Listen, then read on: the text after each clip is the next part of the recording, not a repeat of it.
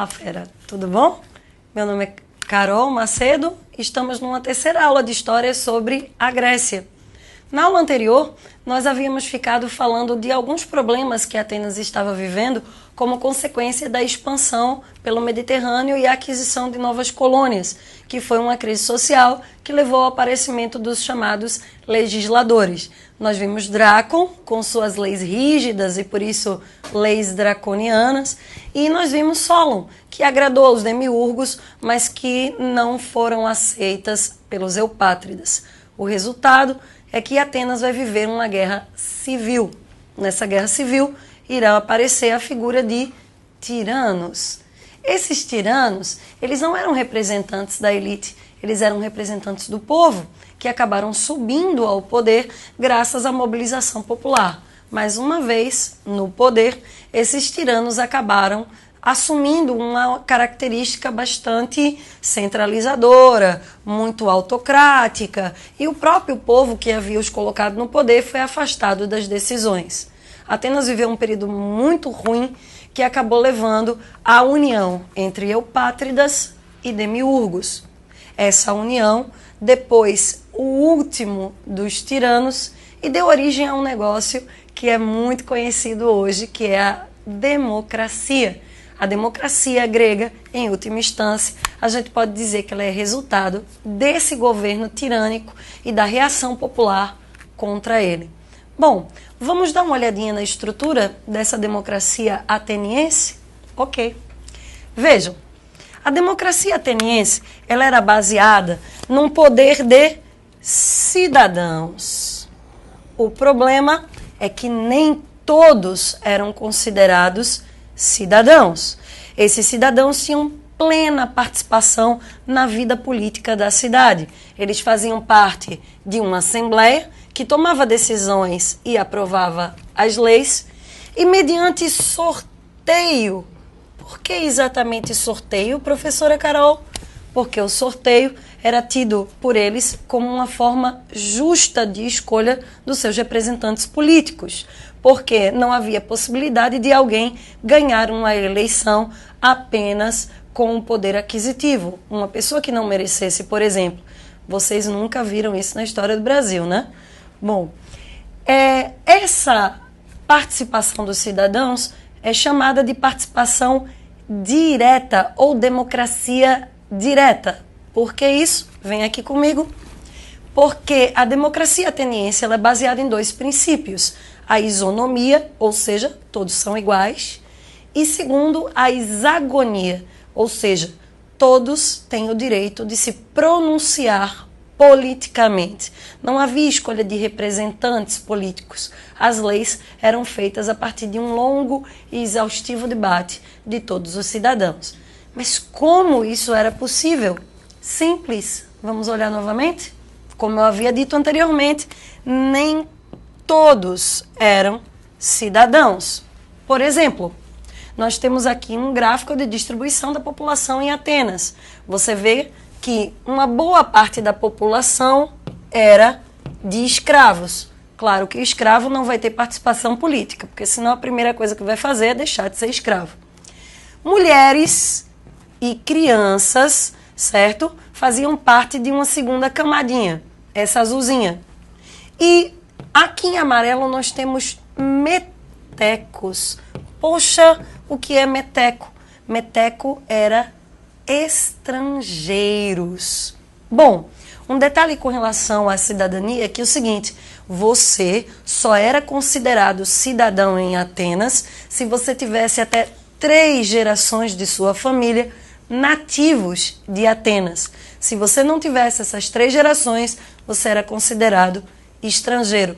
Estão vendo aqui? Aquela partezinha vermelhinha eram os cidadãos, ou seja, um pouquinho menos que 10% da população da cidade. Por isso, a participação democrática era direta. Com um número tão reduzido de cidadãos, é possível você ter um debate político, ok? Bom, agora a gente vai começar uma outra cidade-estado, a cidade de Esparta. Mas antes, deixa eu apagar o que eu coloquei na outra aula, né? Bom, Esparta, como você está vendo aqui, ela está localizada numa planície fértil, conhecida como Lacônia. E diferente de Atenas, que está localizada numa região portuária, a cidade de Esparta, ela fica no coração do Peloponeso, sem saída para o mar. Por isso, Esparta não teve participação na segunda diáspora grega. Bom, algumas características particulares fazem com que Esparta seja uma cidade tão diferente das demais. Exatamente por conta desse isolamento maior, até por não ter saída para o mar, e pelo fato de Esparta ter sido formada pelos dórios, os bárbaros invasores que vieram por último e acabaram levando a Grécia à chamada Idade das Trevas, os espartanos tinham 3 características muito interessantes. Primeiro, o militarismo.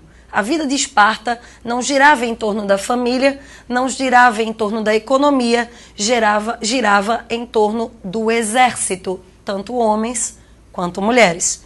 Segundo lugar, os espartanos eles eram extremamente xenofóbicos, tinham aversão a todos os outros povos gregos, principalmente aos atenienses, do qual se opunham diretamente. E terceiro lugar, eles eram lacônicos. Lacônico, esse adjetivo, veio exatamente da região onde eles estavam, Lacônia, e significa aquele que se comunica com poucas ou nenhuma palavra. O laconismo vem do próprio treinamento militar da população espartana. Vamos dar uma olhadinha como era constituída a sociedade espartana? Vem aqui. Bom, a sociedade espartana ela é dividida em 3 categorias sociais. Os esparciatas, que equivaleria a uma nobreza, era responsável pela formação militar, eles eram os administradores das terras e do Estado. Esses esparciatas eles eram descendentes diretos dos dórios e os únicos que tinham direitos e privilégios políticos. Os periecos eram uma camada intermediária, aqueles que vinham do comércio, da atividade artesanal e que moravam na periferia de Esparta, por isso periecos. E por último, os ilotas. Esses ilotas, eles eram descendentes dos aqueus, que foram dominados pelos dórios, e eles eram servos do Estado espartano. Tinham praticamente nenhum privilégio, nenhum direito garantido, e eles eram utilizados pelos espartanos das mais diversas formas possíveis. Esses ilotas eles chegavam a ser utilizados inclusive para o treinamento militar dos meninos espartanos, cujas provas mais importantes constituíam em matar ilotas, exatamente para saber se o menino ele teria um bom desempenho, digamos assim, numa batalha, ok? E realmente a vida do ilota ela era muito complicada. Bom, vamos dar uma olhadinha agora na estrutura política de Esparta. Você está vendo aqui atrás uma imagem de um rapaz muito solitário, sentadinho no cantinho. Aquela figura é Licurgo. Licurgo, ele era uma espécie de herói mitológico espartano. Ele teria sido provavelmente um dos primeiros reis da cidade e dizia-se que a legislação de Esparta havia sido escrita por ele. Resultado, exatamente por estar preso a essa tradição, Esparta nunca teve alteração política. Ao contrário de Atenas, né, que passou por várias fases, por tiranias, até desenvolver a democracia, Esparta sempre se manteve fiel a uma legislação básica que havia sido feita por Licurgo.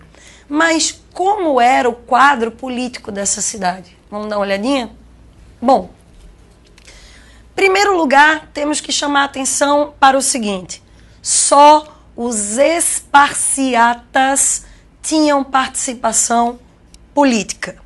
Quando um esparciata completava 30 anos, ele podia participar da Ápela, que era a Assembleia Popular. A Ápela escolhia, em primeiro lugar, 5 éforos. Esses éforos eles tinham função executiva, ou seja, eles comandavam a cidade, e também elegiam os membros da gerúsia, A Jerusa tem um dado interessante, só participava dela homens com mais de 60 anos, exatamente porque eram os únicos que poderiam ficar na cidade. 60 anos é a idade de aposentadoria militar. Além disso, quem comandava toda essa estrutura eram 2 reis. Esses reis eram dirigentes do exército e comandavam também a vida religiosa da cidade. Lembrando a vocês o seguinte, que podemos dizer que se Atenas desenvolveu a democracia, Esparta sempre foi uma cidade oligárquica, ou seja, onde poucos governam para si mesmos, ok? Mas a parte que todo mundo estava esperando vem agora, a educação espartana. A educação espartana chama muita atenção, exatamente por conta das suas diferenças. A educação do menino, em particular, é conhecida como agogê. O agogê era uma espécie de espírito guerreiro de luta que todo menino espartano carregava dentro de si. A primeira prova que a criança tinha que passar, cruelmente era apresentada a ela no dia do seu nascimento. Essa criança, ela tinha que passar pelos éforos, que verificavam se ela tinha algum defeito, se ela era abaixo do peso. Se essa criança fosse tida como inviável, ela era sacrificada, ela não era criada pelos seus pais. O menino, ao completar 7 anos de idade, ele era retirado da casa materna, porque até os 7 anos ele aprendia algumas noções de combate, com o pai principalmente. Mas aos 7 ele ia passar boa parte da vida dele, inclusive da vida adulta, em acampamentos militares. Vamos dar uma olhadinha? Bom, aqui você tem uma cena que todos provavelmente viram do filme 300, né? Quando Leônidas, ainda com 7 anos de idade, foi retirado da casa materna para sofrer seu treinamento militar. Esse treinamento era extremamente extenuante. Num primeiro ciclo, o menino ele vai ter, além de condicionamento físico, né? Ou seja, muitas atividades, muitos exercícios para desenvolver musculatura, ele também vai ter noções de obediência, através de obediência aos mais velhos, aos próprios meninos mais velhos, espancamentos provavelmente diários. Esse menino sofria muito porque ele recebia apenas uma ração de alimento por dia, era incentivado a roubar, apenas uma muda de roupa, não ganhava calçado, que é para obter resistência, certo? Mas tudo isso valia a pena, afinal de contas, se ele sobrevivesse, o que era algo não muito fácil de ser feito, aos 18 anos ele ingressava no exército como hóplita, ou seja, soldado, né? Básico do exército. No caso das meninas, a educação ela também contava com um condicionamento físico, né? Ela também tinha que ter um corpo saudável para gerar filhos saudáveis para o Estado, mas provavelmente a função mais importante da mulher era sexual. Ela tinha um treinamento em casa, dado pela mãe, com o auxílio de um escravo, para ela aprender a prática do sexo e, quando se casasse, ela daria filhos ao Estado. Você está percebendo que na sociedade espartana existe uma característica importante, que é o coletivismo. Não importa se você era ilota ou se você era esparciata. Nos 2 casos, né, o menino espartano e a menina espartana não tinham opção. Eles tinham simplesmente que atender às exigências do Estado. Certo? Bom, vamos começar agora um outro momento da nossa aula. Já estamos num outro período chamado período clássico da Grécia, onde nós vamos ter a chamada Guerra Médica, certo? Ou Guerra Greco-Pérsica. Todo mundo também conhece um pouquinho da história das guerras médicas por causa do filme 300. Bom, vamos dar uma olhada ali no quadro? As guerras médicas, elas começaram porque o grande Império Persa, esse que você está vendo aqui em laranja, né? Toda essa área circunscrita em laranja, que pega Egito, a Mesopotâmia, estava avançando em direção às antigas colônias gregas. Lembram que a gente viu numa outra aula que essa região era chamada Grécia Asiática? Pois é. Essa área foi dominada pelos persas e isso desencadeou um conflito entre as cidades-estado gregas e os persas. Bom, a principal cidade envolvida nesse conflito com os persas era a cidade de Atenas. Atenas, apesar de ser conhecida meramente como cidade de filósofos até então, ela se saiu muito bem no conflito. Para você ter ideia, no primeiro grande confronto de batalha, né, desses dois impérios, Atenas tinha uma desigualdade militar equivalente a 5 contra 1, ou seja, cada 5 navios persas equivaliam a um navio ateniense. Mesmo assim, a cidade de Atenas saiu vitoriosa. É por isso que nós observamos aqui no quadro que a imagem da deusa Atenas, apesar dela ser considerada a deusa da sabedoria, porque ela nasceu de uma dor de cabeça de Zeus, ela vem com um elmo, um peitoral de soldado, uma lança e, em alguns casos, um escudo. E aqui você verifica também, ela tem nas mãos a pequena deusa Nike, que é a deusa da vitória, certo? Exatamente porque Atenas começou a ganhar fama de cidade guerreira também. Bom, essa guerra nós iremos continuar um pouquinho mais tarde, porque ela vai acabar desencadeando um processo conhecido como suicídio das cidades-estado gregas. Até então, nós tínhamos as polis independentes, de vez em quando elas tinham confrontos, de vez em quando elas tinham, né, disputas através dos Jogos Olímpicos, mas até então a gente não tinha observado nenhuma cidade-estado exercendo domínio direto sobre outra. Agora, a partir das guerras médicas, Atenas sairá como uma grande cidade-estado imperialista, a fim de governar e dominar toda a Grécia na antiguidade, ok?